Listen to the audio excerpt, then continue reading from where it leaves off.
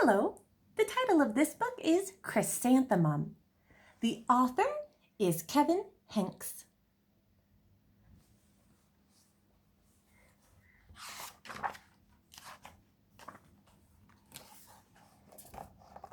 The day she was born was the happiest day in her parents' lives. "She's perfect," said her mother. "Absolutely," said her father. And she was. She was absolutely perfect. "Her name must be everything she is," said her mother. "Her name must be absolutely perfect," said her father. And it was. Chrysanthemum. Her parents named her Chrysanthemum. Chrysanthemum grew and grew and grew, and when she was old enough to appreciate it, Chrysanthemum loved her name.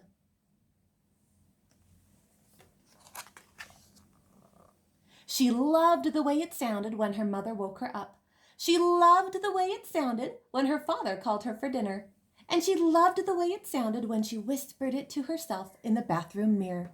Chrysanthemum, chrysanthemum, chrysanthemum. Chrysanthemum loved the way her name looked when it was written with ink on an envelope. She loved the way it looked when it was written with icing on her birthday cake. And she loved the way it looked when she wrote it herself with her fat orange crayon. Chrysanthemum, chrysanthemum, chrysanthemum. Chrysanthemum thought her name was absolutely perfect. And then she started school. On the first day of school, Chrysanthemum wore her sunniest dress and her brightest smile. She ran all the way. "Hooray!" said Chrysanthemum. "School!" But when Mrs. Chudd took roll call, everyone giggled upon hearing Chrysanthemum's name.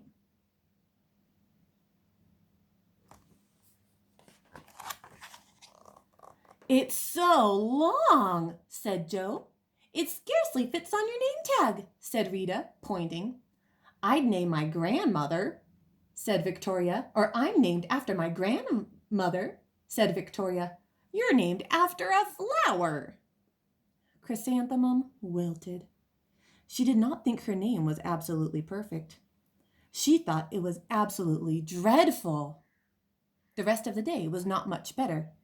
During nap time, Victoria raised her hand and informed Mrs. Chudd that Chrysanthemum's name was spelt with 13 letters.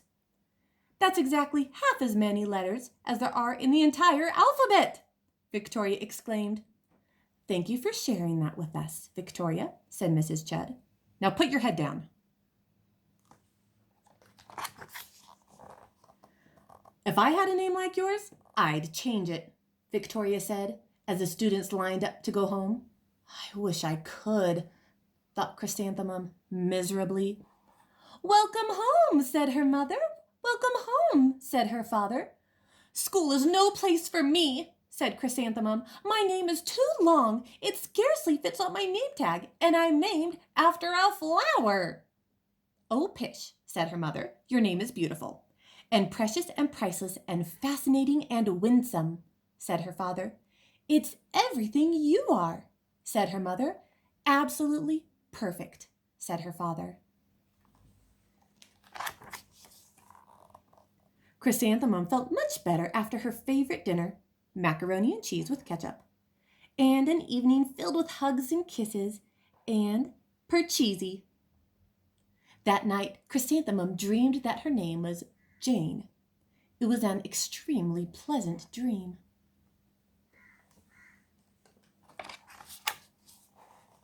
The next morning, Chrysanthemum wore her most comfortable jumper. She walked to school as slowly as she could. She dragged her feet in the dirt. "Chrysanthemum, chrysanthemum, chrysanthemum," she wrote. "She even looks like a flower," said Victoria as Chrysanthemum entered the playground. "Let's pick her," said Rita, pointing. "Let's smell her," said Joe. Chrysanthemum wilted.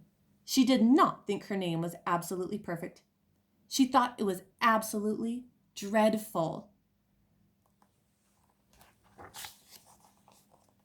The rest of the day was not much better. During nap time, Victoria raised her hand and said, "A chrysanthemum is a flower. It lives in the garden with worms and other dirty things. Thank you for sharing that with us, Victoria, said Mrs. Chudd. Now put your head down. I just cannot believe your name, Victoria said as the students lined up to go home. Neither can I, thought Chrysanthemum miserably. Welcome home, said her mother. Welcome home, said her father. School is no place for me, said Chrysanthemum. They said I even look like a flower. They pretended to pick me and smell me. Oh, pish, said her mother. They're just jealous, and envious, and begrudging, and discontented, and jaundiced, said her father. Who wouldn't be jealous of a name like yours, said her mother. After all, it's absolutely perfect, said her father. Chrysanthemum felt a trifle better after her favorite dessert, chocolate cake with buttercream frosting, and another evening filled with hugs and kisses and parcheesi.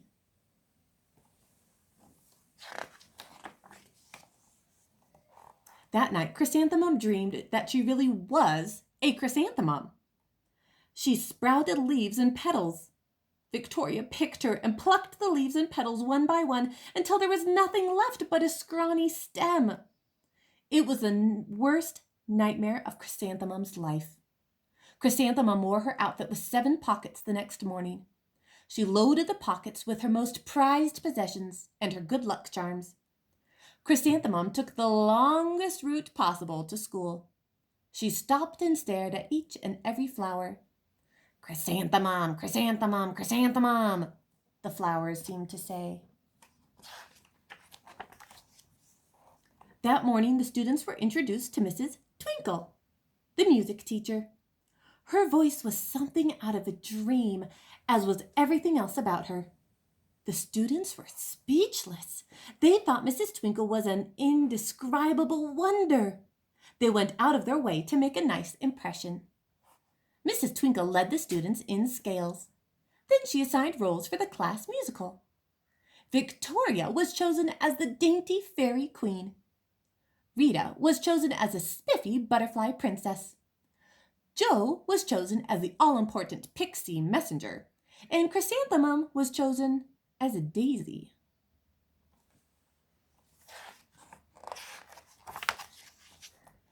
Chrysanthemum's a daisy, chrysanthemum's a daisy, Jo, Rita, and Victoria chanted, thinking it was wildly funny.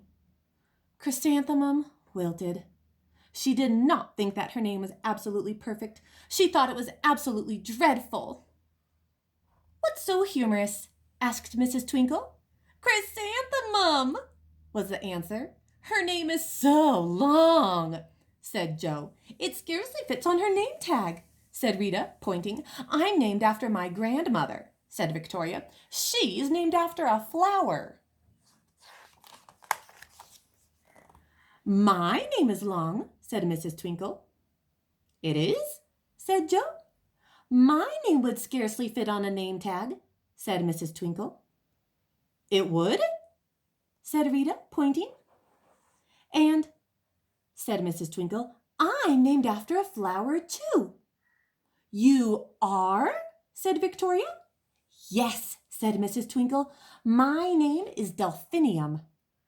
Delphinium Twinkle. And if my baby is a girl, I'm considering Chrysanthemum as a name. I think it's absolutely perfect. Chrysanthemum could scarcely believe her ears. She blushed. She beamed. She bloomed. Chrysanthemum, chrysanthemum, chrysanthemum.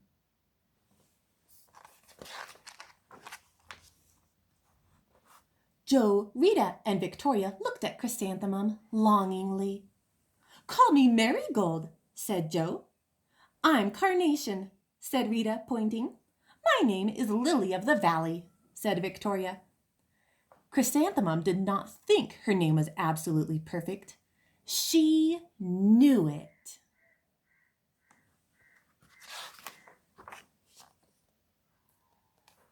Epilogue. Overall, the musical was a huge success. Chrysanthemum was absolutely perfect as a daisy. Victoria made the only mistake. She completely forgot her lines as the dainty fairy queen. Chrysanthemum thought it was wildly funny, and she giggled throughout the entire dance of the flowers. Eventually, Mrs. Twinkle gave birth to a healthy baby girl, and of course, she named her Chrysanthemum. The end.